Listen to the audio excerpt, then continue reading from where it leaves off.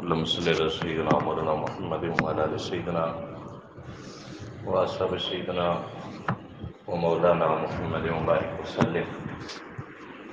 استغفر الله ربي من كل ذنب وأتوب إليه. استغفر الله ربي من كل ذنب وأتوب إليه. استغفر الله ربي من كل ذنب وأتوب إليه. الحمد لله رب العالمين والصلاة والسلام على أشرف الأنبياء والمرسلين وعلى آله وأصحابه أجمعين. أما بعد، أعوذ بالله من الشيطان الرجيم. بسم الله الرحمن الرحيم. الذين ينقضون عهد الله من بعد ميثاقه ويقطعون ما أمر الله به أن يوصل ويفسدون في الأرض أولئك هم الخاسرون. صدق الله مولانا العظيم. إن الله وملائكته يصلون على النبي يا أيها الذين آمنوا صلوا عليه وسلموا تسليما. اللهم صل على سيدنا مولانا محمد وعلى آل سيدنا وأصحاب سيدنا مولانا محمد وبارك وسلم. مولانا صل وسلم دائما أبدا على حبيبك خير الخلق كلهم. ستار تو بپوش اے بم بکرم کز خلق جہاں بسے محتاج ترم. گفتم ز سر خیاس بےہودہ بسے کردم ز گناہ چے نہ کردت کسے. حمد و صلات کے بعد میرے نہایت واجب الاحترام سامعین مکرم، میں نے آپ کے سامنے سورۃ بقرہ کی ایک آیت مبارکہ تلاوت کرنے کا شرف حاصل کیا. اللہ تعالیٰ مجھے اس کے ضمن میں حق سچ بیان کرنے کی توفیق عطا فرمائے، اور جو کچھ بیان ہوا اس آیت پاک کے اندر ہم سب کو اس کے اوپر عمل کرنے کی توفیق عطا فرمائے. اللہ تعالیٰ کے حبیب صلی اللہ علیہ وسلم جو معاشرہ لے کے آئے وہ معاشرہ خوبصورتیوں کا منبع ہے. معاشرے کے اندر جتنی خوبصورتیاں آ سکتی ہیں، آقا دو عالم صلی اللہ علیہ وسلم کو وہی خوبصورتیاں اللہ تعالیٰ نے عطا فرمائی. یا انسان کے من کے اندر جتنی پاکیزگی آ سکتی ہے، جتنی عفت آ سکتی ہے، جتنی پاک دامنی آ سکتی ہے، اسی کا اسلام تقاضا کرتا ہے. سرکار دو عالم صلی اللہ علیہ وسلم جس معاشرے میں مبعوث ہوئے، اس معاشرے میں دو قسم کے لوگ رہتے تھے. ایک زوراور لوگ تھے اور ایک انتہائی کمزور لوگ تھے. جو زوراور اور طاقتور آقے جن کو کہتے ہیں سردار، ان کے من میں جو آتا تھا وہی کرتے تھے، اور اس خطے کا وہی قانون بن جاتا تھا کہ اس لیے کہ وہاں کا طاقتور طبقہ یہ چاہتا ہے کہ ایسا ہو. اور جو کمزور تھے ان کے کوئی حقوق نہیں تھے، یہاں تک کہ آپ حیران ہوں گے ان کو مکمل انسان کہلانے کا بھی حق نہیں تھا. وہ پورے انسان نہیں تھے. غلام ہے نا، غلام، اس کو حقوق پورے انسان والے نہیں مانتے. جیسے ایک پورے انسان کے حقوق ہوتے ہیں، وہ ان کو انسانوں کی لسٹ میں بھی نہیں رکھتے تھے. اب ایسے معاشرے کو ٹھیک کرنا انتہائی مشکل ترین کام تھا، انتہائی مشکل. اللہ کے نبی صلی اللہ علیہ وسلم آئے اور آ کے کچھ کر کے دکھایا. معاشرے سنورتے ہیں آپ کو دیکھ کے، آپ کی اولاد بھی پروان چڑھتی ہے آپ کو دیکھ کے. آپ کے شاگرد، آپ کے مرید آپ کو دیکھ کے سیکھتے ہیں. دیکھ کے بندہ زیادہ پک کرتا ہے کہ فلاں شخص کیسا کر رہے ہیں میں ویسا ہی کروں. اس کی مثال جیسے آج کل آپ نئے نئے ڈیزائن اپنے اوپر طاری کر لیتے ہیں یا اچھی ڈریسنگ کر لیتے ہیں، وہ بھی ہم نے کسی کی دیکھی ہوتی ہے. بھئی فلاں شخص نے ایسی ڈریسنگ کی ہوئی تھی میں بھی ویسا ہی کروں. جیسے یہاں تک کلائیوں تک اٹھا لینا، یہ آپ نے آستینیں ہم ٹی وی کے اوپر دیکھتے ہیں تو انہوں نے اٹھائی ہوتی ہیں جن کو ہم نیشنل ہیرو کہتے ہیں، تو ہم کہتے ہیں ہم بھی اٹھا لیں. دیکھ دیکھ کے پک کرتا ہے انسان، یہ انسان کی فطرت میں ہے. اب اللہ کے نبی صلی اللہ علیہ وسلم نے طویل عرصہ زندگی کے 40 سال وہاں گزارے، اور مکہ کے لوگوں کے اندر جتنی خرابیاں تھیں، جتنی خرابیاں جتنے علائش تھے ان میں سے کوئی ایسی خرابی بھی نہیں تھی جو سرکار دو عالم صلی اللہ علیہ وسلم سے قریب سے گزری ہو۔ اس کا ہونا تو بہت الگ بات ہے، ہونا تو ناممکن ہے۔ اس لیے ایک پاک باز شخص اور پاک دامن شخص اور بہت اعلیٰ اور عرفہ خاندان سے تعلق رکھنے والا شخص، اس کے قریب سے یہ نقائص گزرے ہی نہیں تھے۔ اب جو بھی دیکھتا تھا کہتا تھا یار مکہ کی ساری دھرتی ایک طرف اور ایک شخص ایک طرف، مکہ کے سارے قبائل سارے سردار ایک طرف، اور محمد بن عبداللہ کی کیا بات ہے، جس کا ایک ایک قدم نور علی نور ہے، جس کی ایک ایک زبان سے نکلا ہوا لفظ نور علی نور ہے۔ اب اللہ کے حکم سے سرکار دو عالم صلی اللہ علیہ وسلم نے 40 سال گزارے۔ 40 سال گزارنے کے بعد ارشاد فرمایا اللہ کے حکم سے کہ میں اللہ کا نبی ہوں۔ اب اعلان ہو گیا نبوت کا۔ اب اللہ تعالیٰ کی طرف سے ذمہ داریاں اللہ کے نبی صلی اللہ علیہ وسلم کو دی گئیں۔ پہلے سرکار دو عالم صلی اللہ علیہ وسلم کر رہے ہوتے تھے، صالح تھے، صالح کہتے ہیں نیک بندے کو۔ صالح سے لوگ نہیں چڑھتے، اگر آپ نیک ہیں نا آپ سے کبھی بھی لوگ آپ کے خلاف نہیں ہوں گے، اس لیے کہ آپ نیک ہیں، آپ سے لوگ محبت کریں گے۔ مکہ کے لوگ بھی محبت کرتے تھے۔ صالح سے جیسے ہی آپ مصلح بنیں گے، مصلح کہتے ہیں صالح بنانے والا، نیک بنانے والا، لوگوں کو نیکیوں کا حکم دینے والا، برائیوں سے روکنے والا، اب لوگ آپ کے مخالف بن جاتے ہیں۔ 40 سال تک سرکار دو عالم صلی اللہ علیہ وسلم نے صالح بن کے گزاری۔ 40 سال کے بعد اللہ نے آپ صلی اللہ علیہ وسلم کو حکم ارشاد فرمایا، اللہ کے حکم کے مطابق عقیدہ وہی ہے اہل سنت والا الحمدللہ ہے کہ جناب آدم اور جناب حوا بھی مٹی اور پانی کے درمیان تھے کہ سرکار دو عالم صلی اللہ علیہ وسلم پہلے نبی تھے۔ تو آقا دو عالم صلی اللہ علیہ وسلم کو حکم ہوا کہ آپ ان کو مصلح بنائیں، نیک بنائیں۔ اب مخالفت شروع ہوئی۔ آپ کی مخالفت گھر میں، خاندان میں اسی ٹائم شروع ہو جاتی ہے جب آپ مصلح بنتے ہیں۔ جب تک نیک ہوتے ہیں چپ چاپ رہتے ہیں، کسی کو کچھ نہیں کہتے، لوگ آپ کے مخالف نہیں ہوتے، لوگ کہتے ہیں ماشاءاللہ بڑا اچھا بندہ ہے۔ جیسے ہی آپ کسی جھوٹے شخص کو کہیں گے کہ جھوٹ مت بولو، چور کو کہیں گے کہ چوری مت کرو، شرابی کو کہیں گے کہ شراب مت پیو، دھوکے باز کو کہیں گے کہ دھوکہ نہ کرو، اللہ سے ڈرو، سب آپ کے مخالف ہو جائیں گے۔ بول رہی یار یہ تو ہمیں میں یہ کہتا ہے، اس کا کیا، اس نے ہماری قبر میں تھوڑی جانا ہے۔ سیم کنڈیشن یہی تھی، مکہ کے لوگ مخالف ہو گئے آپ کے۔ اللہ کے نبی صلی اللہ علیہ وسلم نے سب سے پہلے جو ان کو چیز بتائی وہ یہ تھی کہ آپ اپنے من کو ستھرا کریں، آپ کا اندر کا انسان خوبصورت بن جائے۔ سب سے پہلی حدیث حضرت انس بن مالک رضی اللہ تعالیٰ عنہ سے ارشاد فرمایا کہ میں ایسی چیزوں کی تم سے گارنٹی لیتا ہوں کہ اگر تم مجھے گارنٹی دے دو تو میں تمہیں جنت کی گارنٹی دیتا ہوں۔ انسان کی آخری معراج جنت ہے۔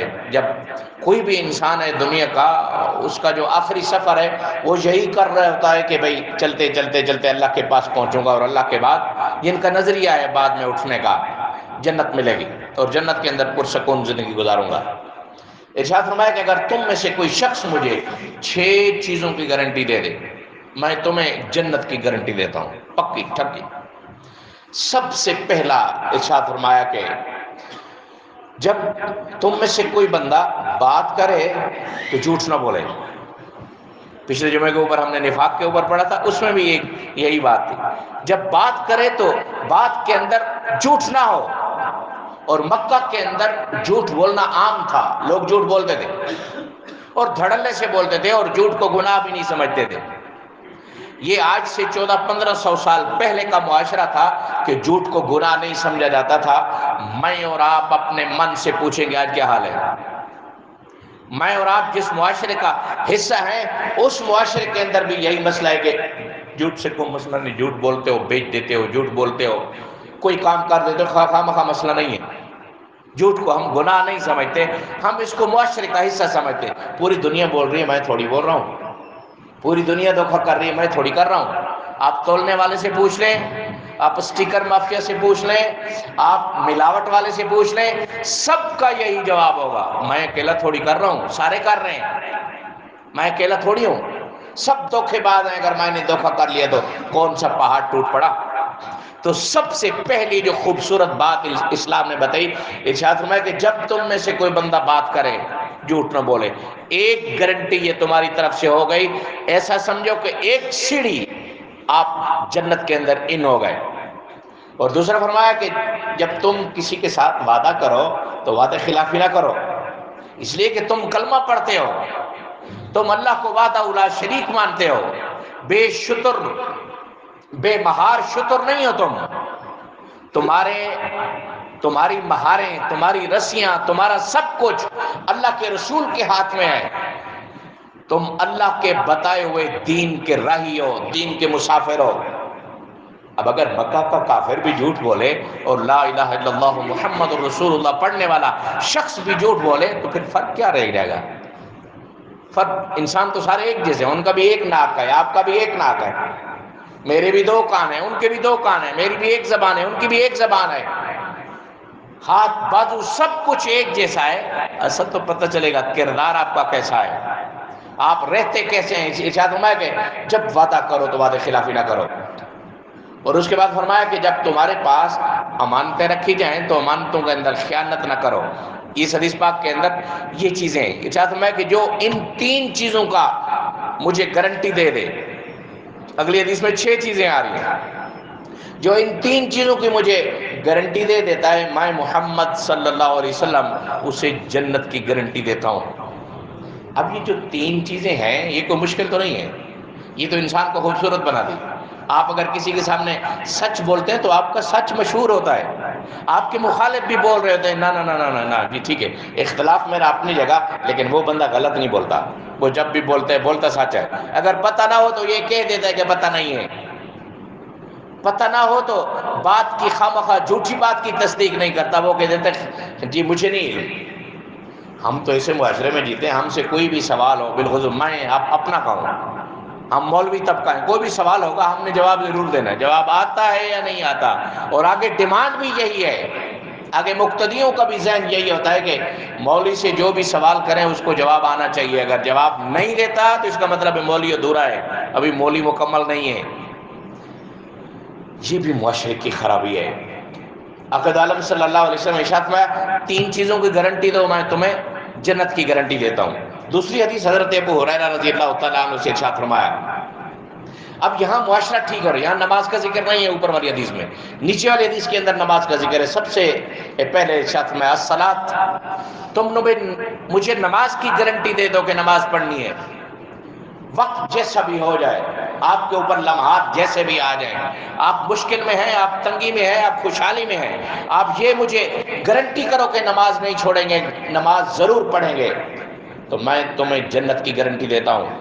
آگے فرمایا کہ زکوٰۃ، اگر تمہارے اوپر زکوٰۃ واجب ہو جائے، تم صاحب نصاب ہو، تمہارے اوپر زکوٰۃ لازم ہو جائے، تم مجھے زکوٰۃ کی گارنٹی دو، میں تمہیں جنت کی گارنٹی دیتا ہوں۔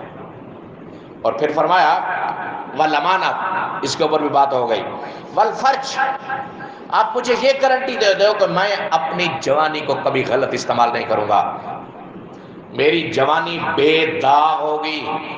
جب میری جوانی بے داغ ہوگی، ایک خاتون کی جوانی بے داغ ہوگی، تو اس سے پیدا ہونے والے لوگ محمد بن قاسم جیسے بچے پیدا ہوں گے، حسین ابن علی جیسے بچے پیدا ہوں گے، حضرت معاذ جیسے بچہ پیدا ہوں گے، حضرت انس جیسے بچے پیدا ہوں گے۔ مجھے یہ گارنٹی کرو کہ تمہاری جوانی غلط استعمال نہیں ہوگی۔ ہمارے ہاں تو بھائی ویسا کوئی اندھیر نگری ہے کہ جتنی دیر ہوتی جائے گی اگر بچے سے گناہ ہو جاتا ہے، اس کی شادی کی عمر ہے اور ماں باپ اس کی شادی نہیں کر رہے، جی روشن مستقبل کے لیے شادی نہیں کر رہے، اگر اس بچے اور بچی سے کوئی گناہ ہو جاتا ہے، قیامت کے دن جتنے گناہگار وہ گناہگار ہوں گے جنہوں نے گناہ کیا، ان کے والدین بھی برابر کے شریک ہوں گے گناہ میں۔ آج سے آپ 20-25 سال پیچھے چلے جاؤ تو شادیاں اتنی لیٹ نہیں ہوتی تھی جتنی آج کل ہو رہی ہیں۔ اس کے بعد فرمایا کہ والبطن، پیٹ کی گارنٹی دے دو مجھے کہ حلال کھاؤ گے۔ میں اکثر آپ کو عرض کرتا ہوں، احادیث کے ذخیرے میں آپ کئی بار الحمدللہ سن بھی چکے ہیں، ممکن ہے پڑھ بھی چکے ہوں، ولی بنانے والی سب سے جو بہترین چیز ہے، اللہ کا نیک بندہ بنانے والی سب سے جو بہترین چیز ہے وہ آپ کی حلال خوراک ہے۔ اگر آپ حلال خوراک کھاتے ہیں، 5 نمازیں پڑھتے ہیں، آپ اللہ کے قریب ہیں۔ آپ کو کسی سے پوچھنے کی ضرورت نہیں کہ آپ نیک ہو، آپ یہ ہو، آپ وہ ہو، آپ نیک ہو اللہ کے احکام کے مطابق، آپ نیک ہو رسول پاک صلی اللہ علیہ وسلم کے فرمان کے مطابق، اس لیے کہ آپ کے بطن میں جانے والی غذا حلال کی ہے، حرام کی غذا آپ نہیں کھا رہے، آپ کا نوالا الحمدللہ حلال کا ہے۔ تو ارشاد فرمایا جو شخص مجھے یہ گارنٹی کر دے کہ میں حلال کھاؤں گا، میں محمد صلی اللہ علیہ وسلم اسے جنت کی گارنٹی دیتا ہوں۔ اللہ کے نبی صلی اللہ علیہ وسلم جا رہے تھے، راستے میں کھجور کا ٹکڑا ایک پڑا تھا، کھجور کا ایک ٹکڑا۔ ارشاد فرمایا کہ اگر مجھے شک نہ ہوتا یہ صدقے کا ہے، اس لیے میرے اوپر صدقہ حرام ہے، میں اسے کھا لیتا، اس رزق کو ضائع نہ ہونے دیتا۔ اور حضرت امام بخاری رحمۃ اللہ علیہ کے والد جب فوت ہو رہے تھے، امام بخاری رحمۃ اللہ علیہ کو قریب بلا کے کہا کہ اللہ کی قسم اٹھا کے کہتا ہوں میرے بچے، جو رزق تیرے لیے چھوڑ کے جا رہا ہوں، حرام تو دور کی بات، حرام کا شبہ تک اس کے اندر موجود نہیں ہے۔ جو پئی پئی تیرے لیے بنائی، جو ٹکا ٹکا اکٹھے تیرے لیے کیا، ایک ایک پیسہ اکٹھا کیا، اس کے اندر 100% حلال رزق موجود ہے۔ جب ہم اور آپ اپنے بچوں کو حلال کھلائیں گے تو پھر بچے امام بخاری جیسے جید محدث پیدا ہوں گے، جس کی کتاب کو یہ کہا گیا کہ اللہ کی کتاب کے بعد سب سے صحیح ترین کتاب موجود بخاری شریف موجود ہے۔ اس لیے کہ امام بخاری کے ابے نے ایک ایک نوالا اپنے بیٹے کو حلال کا کھلایا تھا۔ آج جتنا بھی لوگ دغا باز ہیں، دھوکے باز ہیں، حرام کماتے ہیں، سب کچھ کرتے ہیں، کیوں کرتے ہیں؟ بچوں کے لیے، جی بچے کے لیے فلاں چیز لینی تھی، کسی کا منہ لال دیکھ کے آپ اپنا منہ لال چپیڑوں سے کیوں کرتے ہو؟ آپ کے بچے کو اللہ تعالیٰ نے دال کے لیے پیدا کیا، ذہن بنا ہے اس کا کہ آپ نے دال کھانی ہے، آگے حساب بھی دال کا دینا ہے۔ یہ کیا کہ فلاں شخص کے بچے نے یہ چیز لی ہوئی ہے، ابا مجھے بھی لے کے دو، ایسی اولاد تو اللہ تعالیٰ دینے سے دے ہی نہیں جو لوگوں کے ساتھ مقابلہ کرے، باپ کے اوپر اتنی مشکل حالات آ کے کھڑے کر دے۔ اور اس کے بعد فرمایا واللسان، اور تم مجھے زبان کی گارنٹی دے دو کہ زبان ٹھیک چلے گی، زبان کبھی بھی غلط نہیں چلے گی۔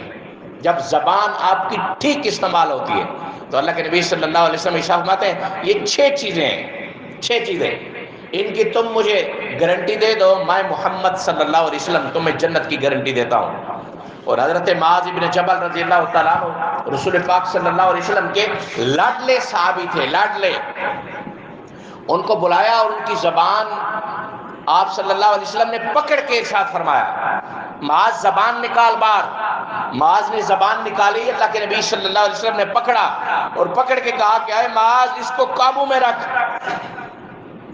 حالانکہ معاذ تو وہ صحابی ہے جو تربیت رسول میں آیا ہے، جو آغوش رسول میں رہا ہے، اور جن کے مربی سرکار دو عالم صلی اللہ علیہ وسلم کی ذات رہی، بچپن سے لے کے جوانی تک ایک ایک زندگی کا سٹیپ، ایک ایک قدم سرکار دو عالم صلی اللہ علیہ وسلم سے دیکھ کے سن کے سیکھا ہے حضرت معاذ بن جبل نے۔ حضرت معاذ عرض کرتے ہیں یا رسول اللہ اس کو کیسے قابو میں رکھوں، اس کے ساتھ تو بولتا ہوں، اس کے ساتھ تو چکتا ہوں۔ ارشاد فرمایا کہ کبھی بھی اس کو غلط استعمال نہ کرنا۔ ہم کسی کے لیے بھی کوئی ایسا لفظ بول دیتے ہیں، کسی کے لیے بھی بول دیتے ہیں، آپ کو نہیں پتا ہوتا کہ آپ اس کا کتنا سکون، اس کی کتنا آرام اور اس کی کتنی راحت برباد کر رہے ہیں۔ آپ نے تو ایک لفظ بولا، تانا مار دیا۔ اور یہ بھی ارشاد فرمایا کہ مومن کے اندر سب عیب ہو سکتے ہیں لیکن مومن کبھی تانے باز نہیں ہو سکتا۔ آپ نے تو تانا مار دیا، تو ایسا ہے۔ رات کو اس نے پتہ نہیں بستر کے اوپر کتنی دفعہ کائیاں پلٹی ہوگی اور یہ لفظ اس کے کانوں میں گونجتا ہوگا، ہے اللہ اگر مجھے ایسا نہ بناتا تو تیرا بندہ میرے لیے یہ نہ بولتا، اگر میرے یہ حالات نہ ہوتے تو تیرا بندہ مجھے نہ بولتا۔ ساری رات آپ کا ایک لفظ اس کا کھا گیا۔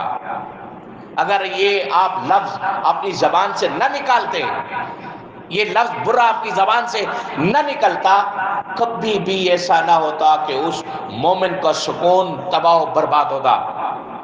حالانکہ حدیث پاک کے اندر تو یہ ہے، ارشاد فرمایا کہ جو شخص اپنے کسی مومن بھائی کی عزت بچاتا ہے، اس کے ناموس کی خیال کرتا ہے، اس کی عزت کا خیال کرتا ہے، اس کے وقار کا خیال کرتا ہے، اللہ کے اوپر واجب ہو جاتا ہے کہ اللہ تعالیٰ اس شخص کو جس نے عزت بچائی، اس کے ناموس کا خیال رکھا، اللہ کے اوپر واجب ہے کہ قیامت کے دن اسے جنت عطا فرمائے گا۔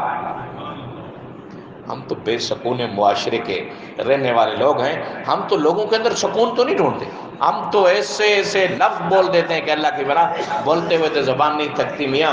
یہ ضرور یاد رکھا کرو، جس کے لیے بولا ہے پتہ نہیں اس کو یہ لفظ کب تک یاد رہے گا۔ ہماری نصاب میں نحو کی آج کل آخری کتاب ہے شرح جامی، اس کے اندر ایک شعر ہے کہ نیزہ اگر کوئی کسی کو مارے نا، نیزے کا زخم تو ٹھیک ہو جاتا ہے، لیکن جو زبانوں کے زخم ہوتے ہیں وہ سالہ سال کبھی بھی ٹھیک نہیں ہوتے، وہ ہمیشہ دل کے اوپر پیوست ہو جاتے ہیں جو آپ زبان سے بولتے ہیں۔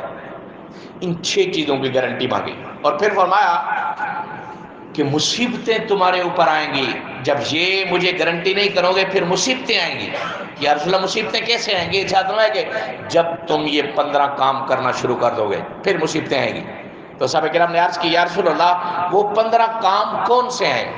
اگر خدا نخواستہ ہم سے ہو جائیں تو ہمارے اوپر مصیبتیں آئیں گی۔ ارشاد فرمایا سب سے پہلا کام، مال غنیمت کو بادشاہ وقت ذاتی مال سمجھے گا۔ اب ہمارے جو بادشاہ ہیں، آج اکثر علماء نے جشن آزادی کے اوپر جمعہ پڑھایا، میں نے بھی مطالعہ کیا صبح، لیکن کیا فائدہ تو کچھ بھی نہیں ہونا۔ جھنڈے بھی بیچارے غریب لوگ لگاتے ہیں، امیر لوگ تو نہیں لگاتے۔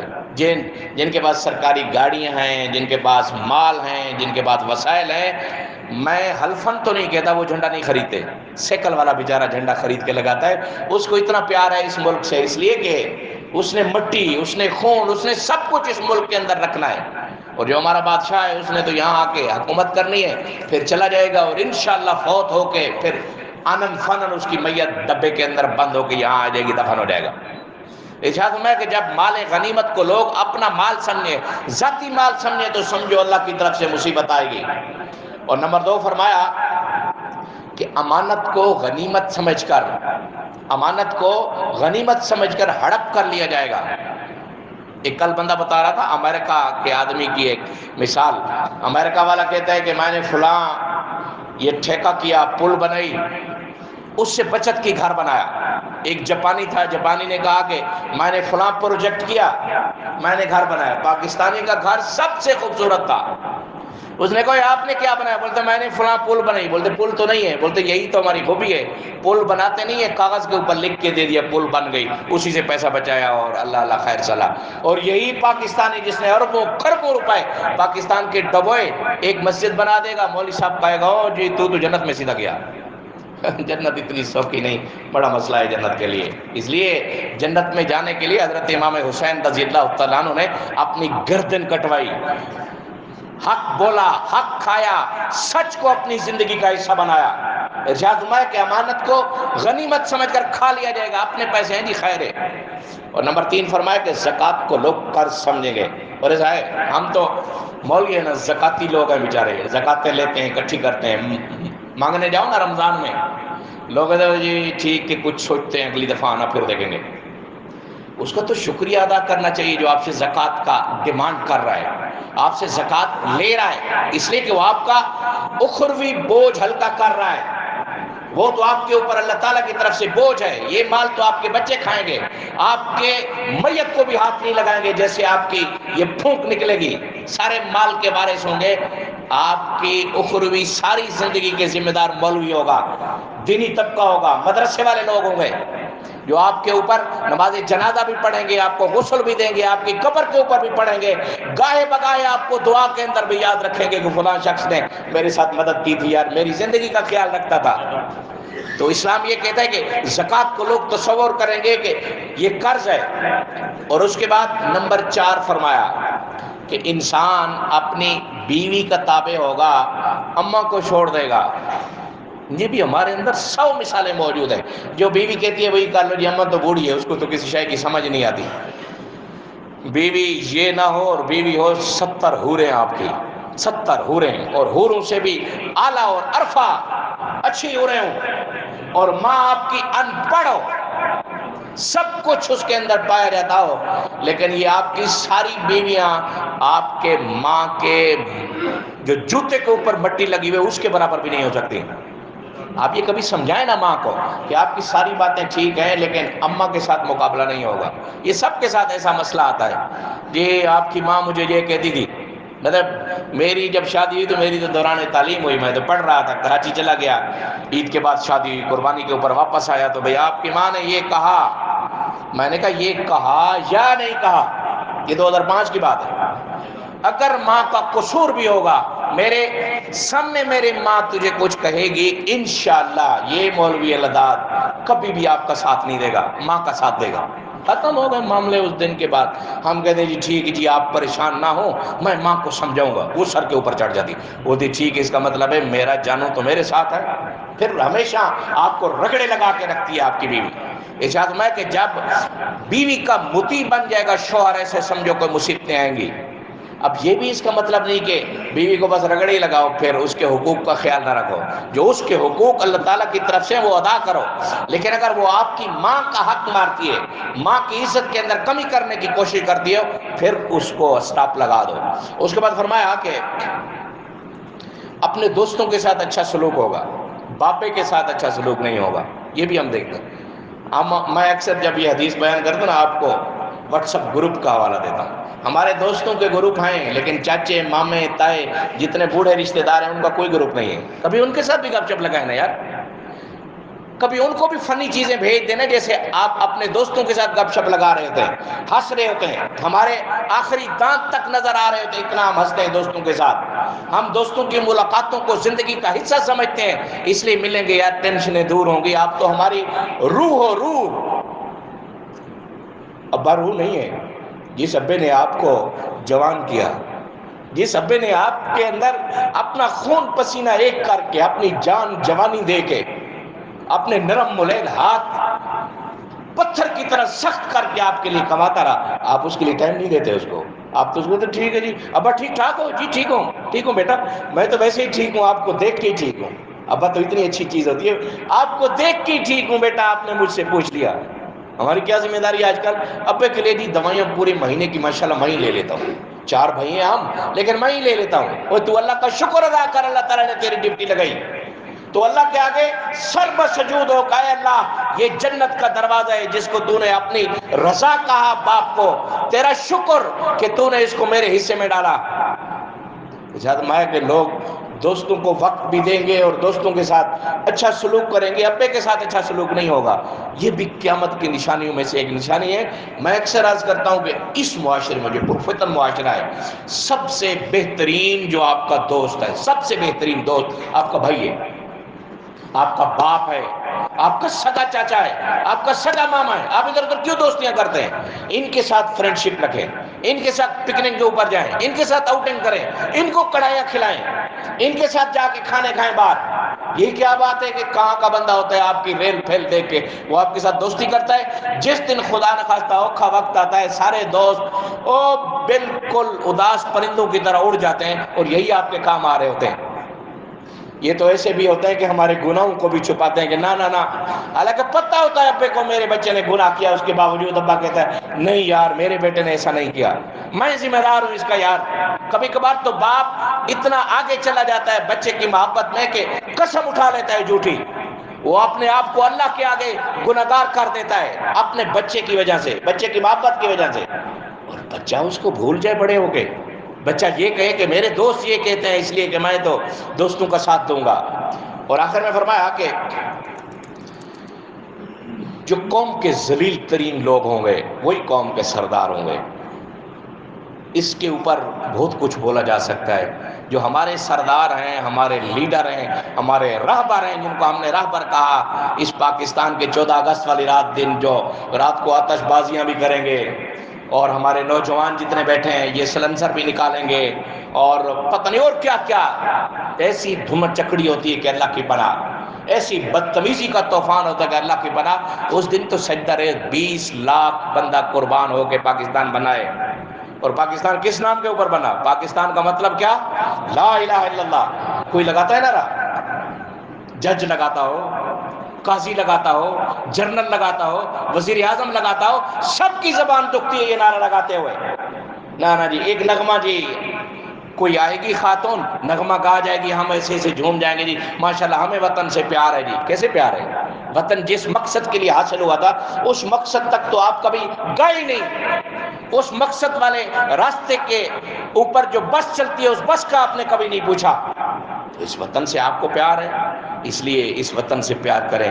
اس وطن کو جو حاصل کرنے والے مجاہدین تھے ان سے پیار کریں. آپ اپنے بچوں کو بتائیں کہ یہ وطن ناچنے کے لیے نہیں پیدا ہوا، نہیں حاصل کیا گیا، یہ اللہ اور اللہ کے رسول کے بتائے ہوئے طریقے کے مطابق وطن حاصل کیا گیا. سر یہ میں ابھی پڑھ رہا تھا ایک مطالعے میں، حسینہ واجد جو بنگلہ دیش کی وزیر اعظم ہے، اس نے ایک پل بنانی تھی. پل کے لیے مانگا قرضہ، ورلڈ بینک نے قرضہ نہیں دیا. اس کو چڑ چڑھ گئی، اس نے کہا نہیں دیا قرضہ، یہ کوئی بات ہے، خود بنائیں گے ہم. 2 سال میں اس نے پل بنا کے جب ورلڈ بینک کا وہ صدر یا جو بلا بھی بنگلہ دیش کے دورے کے اوپر آیا، اس غیرت مند خاتون نے اسی پل کی اس کو تصویر دی، منہ کے اوپر تماچا مارا کہ غیرت مند قوم ایسے ہوتی ہے. یہ جتنے ہمارے ہیں ان میں سے کسی بندے نے بھی ملک کے اتنے حالات خراب ہیں 10,000 دیا ہے؟ 10,000 ملک کی سلامتی کے لیے جی میں یہ پیش کر رہا ہوں جی، 1 مہینے کی تنخواہ پیش کر رہا ہوں جی، ملک کے حالات بڑے خراب ہیں. ان کی اگر جیبیں کاٹی جائیں نا جیبیں، تو ملک کے سارے قرضے بھی ہٹ سکتے ہیں، ملک کا سب کچھ ہٹ سکتے ہیں. ملک کے تو اداروں کی یہ حال ہے، مطلب کہ وہ اپنے کام کروانے کے لیے بھی چندے مانگتے ہیں. مجھے یہ کام کرنا ہے جی چندہ دے دو جی آپ کو ثواب ملے گا. حالات یہ ہیں. اللہ تعالیٰ اس ملک کو سلامت رکھے. اللہ تعالیٰ اس ملک کے بڑوں کو بڑا بننے کی توفیق عطا فرمائے. وآخر دعوانا الحمدللہ رب العالمین.